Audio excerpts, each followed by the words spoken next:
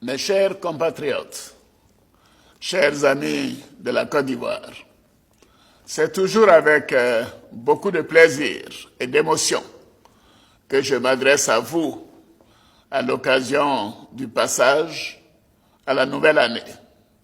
Mon émotion est encore plus grande cette année car ce sont les derniers vœux du second mandat à la magistrature suprême que vous avez bien voulu me confier. Comme vous le savez, l'année 2020 sera une année importante pour l'avenir de notre chère Côte d'Ivoire.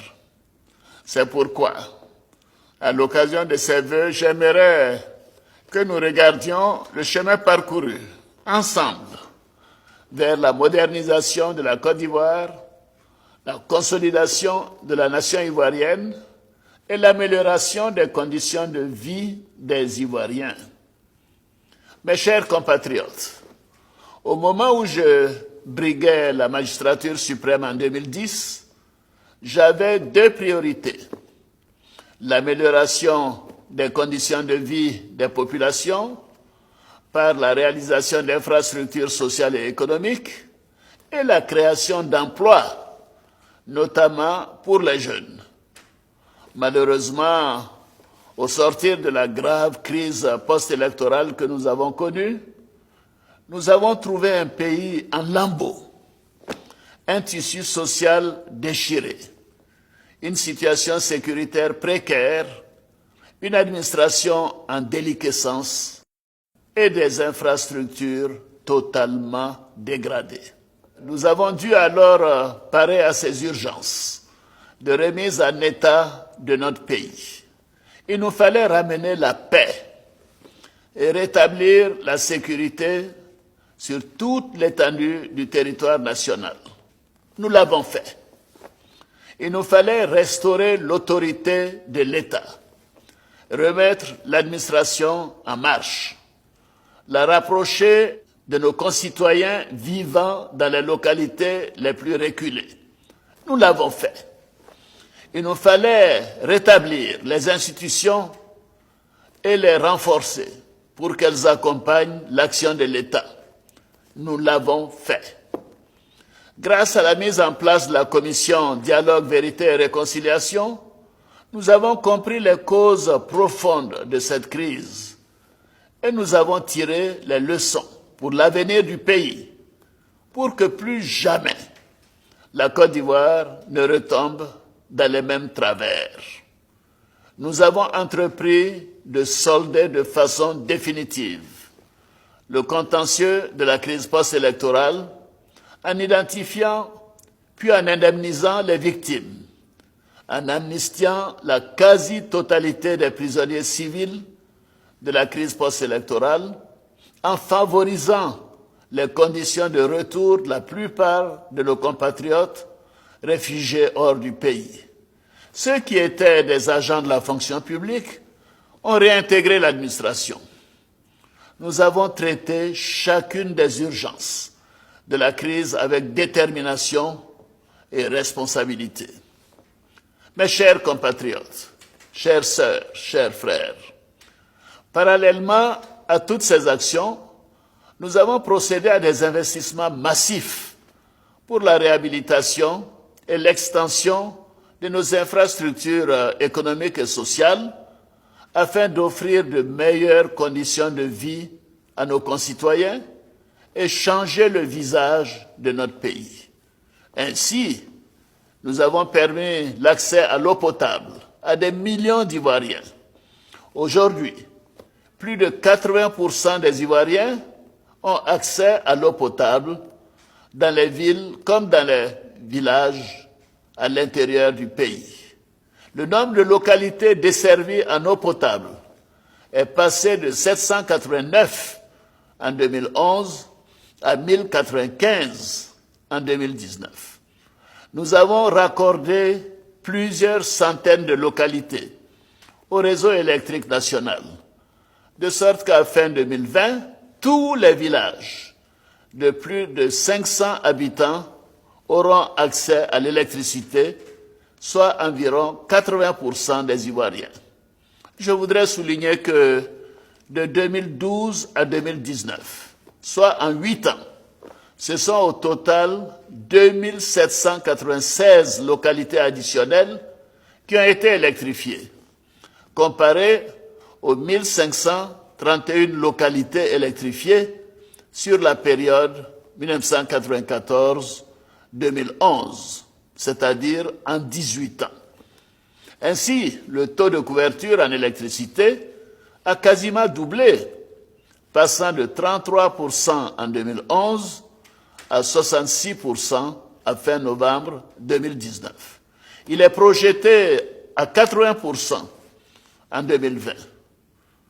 Afin d'offrir à nos enfants un cadre d'éducation et de formation adéquat, pour leur garantir une chance de réussite sociale, nous avons construit 33 698 salles de classe préscolaires et primaires, 277 lycées et collèges entre 2011 et 2019.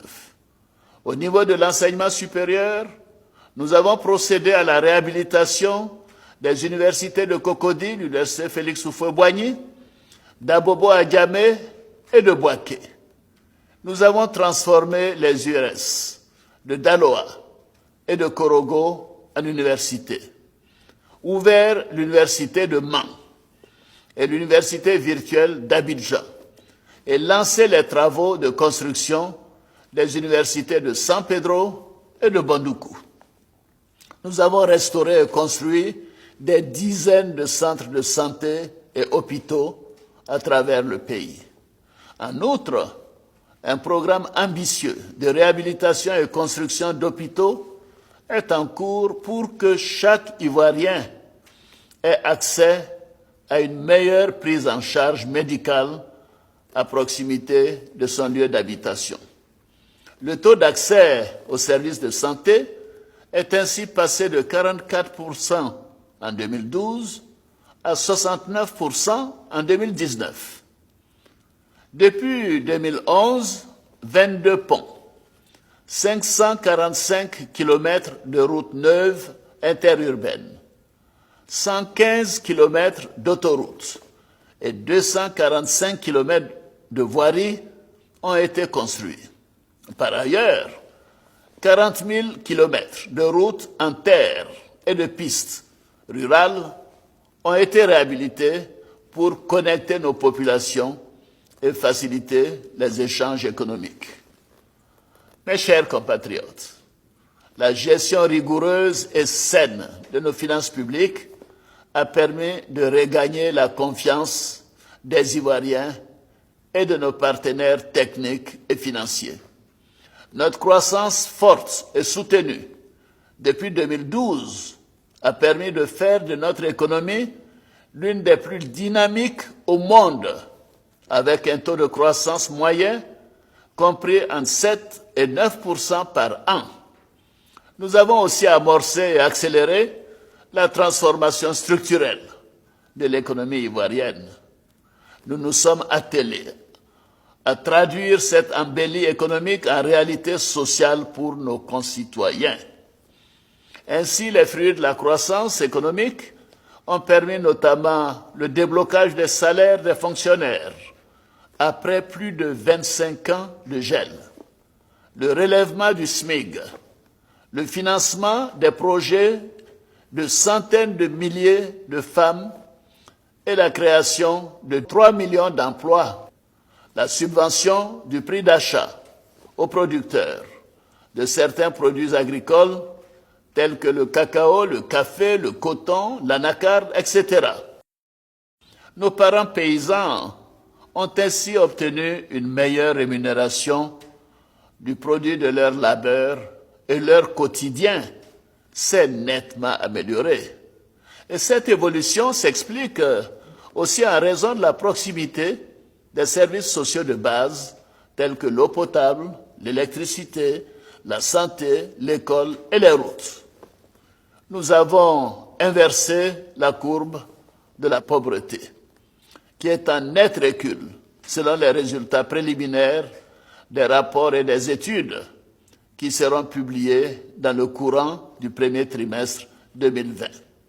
Ainsi, vous verrez, le taux de pauvreté devrait se situer aux alentours de 35% en 2018 contre 51% en 2011. Nous avons redonné à la Côte d'Ivoire sa place dans le concert des nations.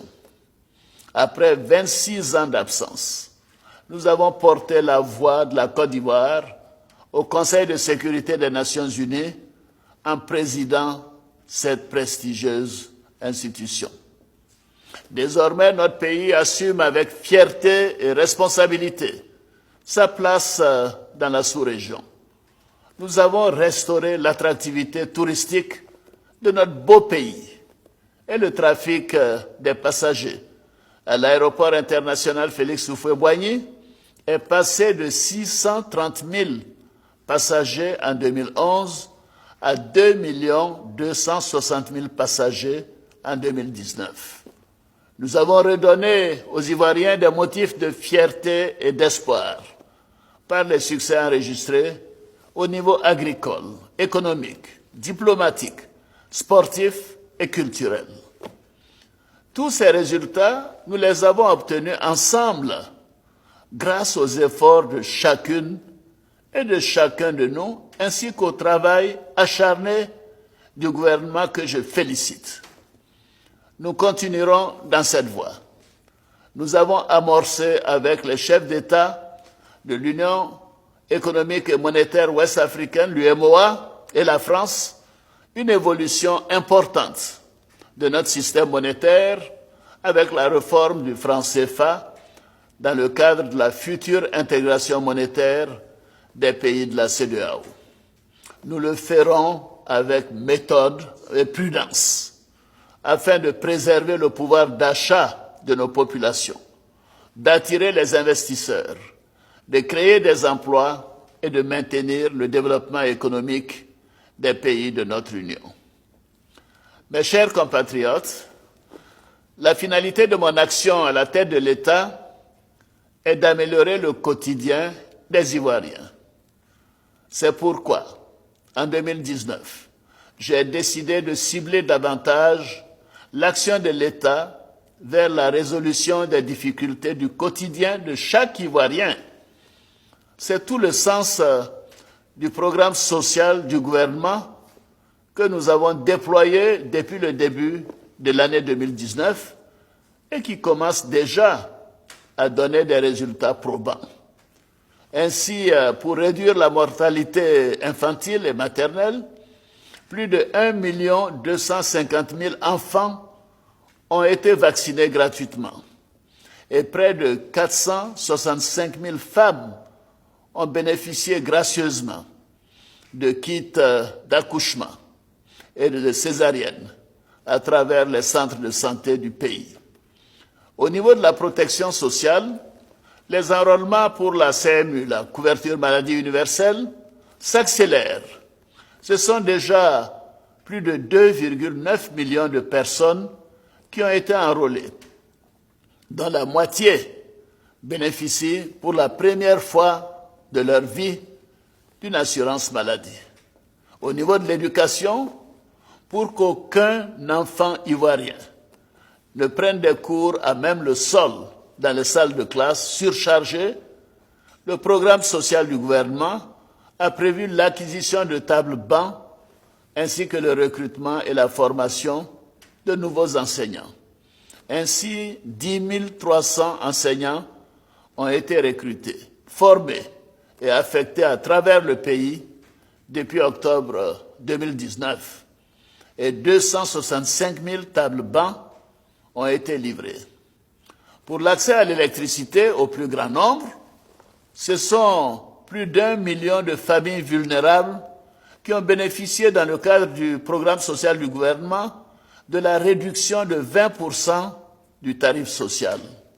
De plus, l'État a pris en charge le premier paiement des frais d'abonnement à l'électricité de 200 000 familles. S'agissant de l'eau potable, les investissements ont été renforcés dans le cadre du programme social du gouvernement, avec pour objectif de rendre fonctionnelles les 21 000 pompes villageoises et de renforcer la production et le réseau de distribution en milieu urbain. En matière de logement, le programme de construction de logements sociaux se poursuit avec la même détermination. Et à ce jour, nous avons plus de 1000 hectares de ces réserves foncières constituées. Nous avons investi 72 milliards de francs CFA dans les VRD, c'est-à-dire les voiries et réseaux divers, afin de rendre habitables les maisons déjà construites.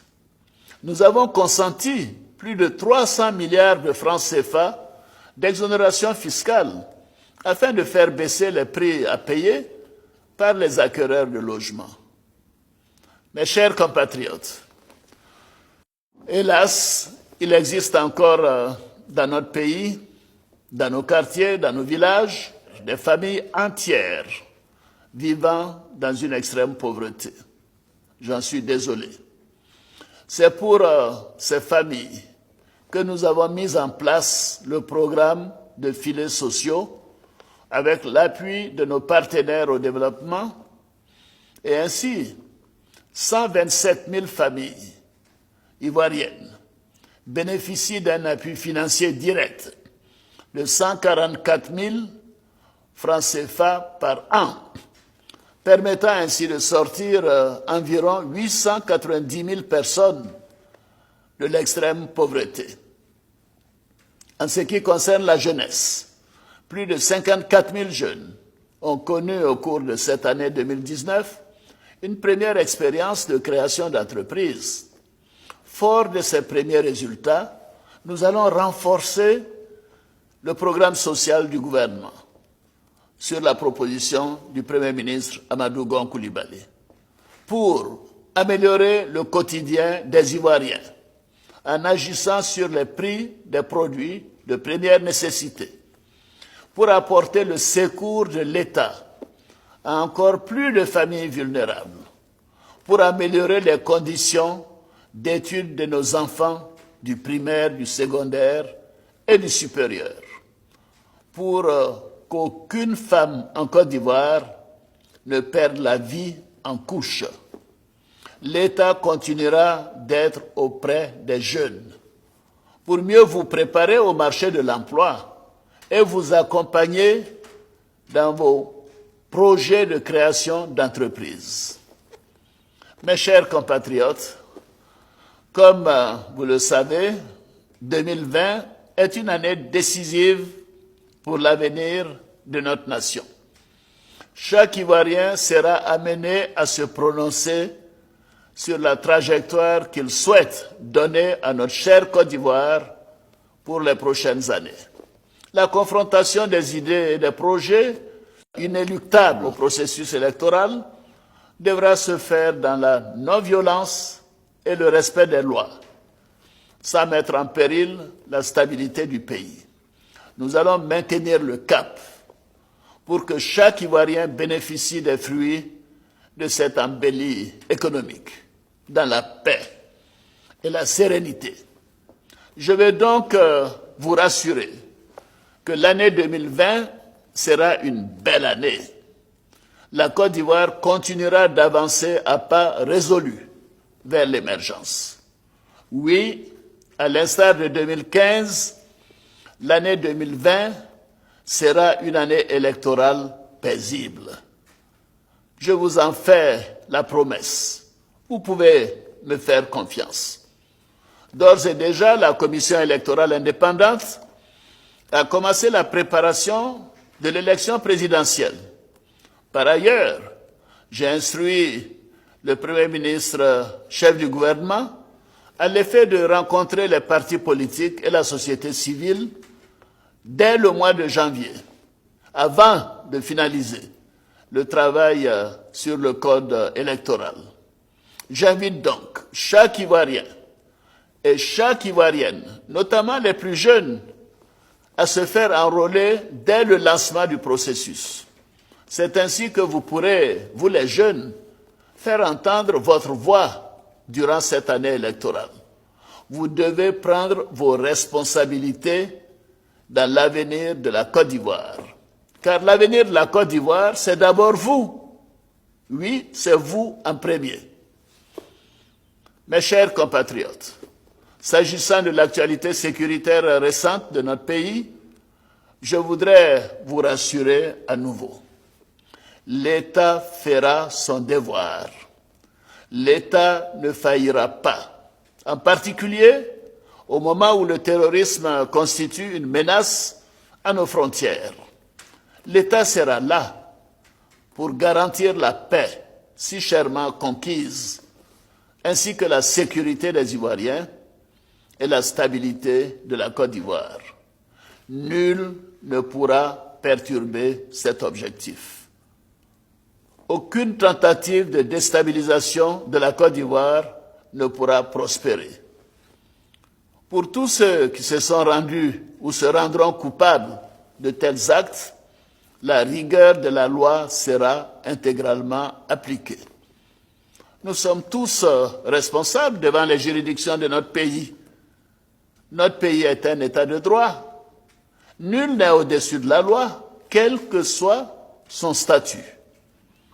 Je salue à nouveau nos forces de défense et de sécurité, avec à leur tête les grands commandements, pour leur abnégation et leur travail remarquable de protection de la nation et des Ivoiriens. Je veux la paix et la stabilité pour notre pays, ainsi que la sécurité pour les Ivoiriens et tous les habitants de notre beau pays. Comme le disait le président Félix Houphouët-Boigny, la paix est notre bien le plus précieux. C'est pourquoi, au moment où nous avons repris le chemin du progrès économique, social, au moment où notre pays rayonne et fait la fierté des Ivoiriens, je vais exhorter encore une fois tous les acteurs de la vie politique ivoirienne à faire preuve de responsabilité en préservant la paix et le respect des institutions. Mes chers compatriotes, à l'aube de cette nouvelle année, je voudrais à nouveau partager avec vous ma foi en l'avenir de notre pays. Nous avons déjà réalisé ensemble de grandes choses, des progrès jamais réalisés par un pays en si peu de temps au sortir d'une crise majeure. Cela a été possible grâce au travail et à l'optimisme à toute épreuve des Ivoiriens. Merci à chaque Ivoirien. Nous pouvons être fiers du chemin parcouru. Des lendemains meilleurs nous attendent. Poursuivons nos efforts de transformation et de modernisation de notre pays dans l'union, la discipline et le travail, dans la paix et la stabilité. C'est sur cette note d'espoir que je voudrais souhaiter à chacune et à chacun d'entre vous une très bonne et heureuse année 2020. Que Dieu bénisse la Côte d'Ivoire. Vive la République. Vive la Côte d'Ivoire. Je vous remercie.